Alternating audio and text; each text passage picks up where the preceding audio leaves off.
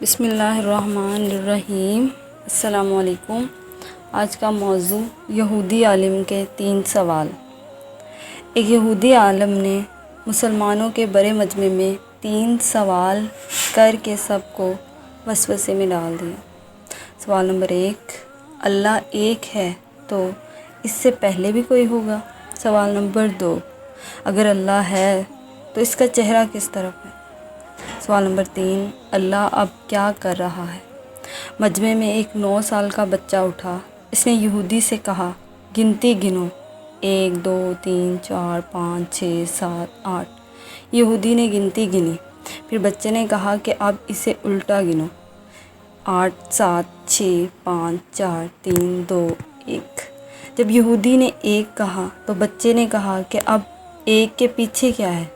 یہودی نے کہا کچھ نہیں، تو بچہ بولا بس اللہ ایک ہے، اس کے بعد کوئی نہیں۔ دوسرے سوال کے لیے بچہ ایک دیا لایا اور اس کو جلایا۔ اب بچے نے کہا ذرا بتاؤ اس دیے کی روشنی کا منہ کس طرف ہے؟ تو یہودی بولا چاروں طرف۔ بچہ بولا اللہ نور ہے اور چاروں طرف ہے۔ آخر میں بچے نے تیسرے سوال کا جواب دیا۔ اللہ اس وقت ایک 9 سال کے بچے سے ایک یہودی عالم کو ذلیل کروا رہا ہے۔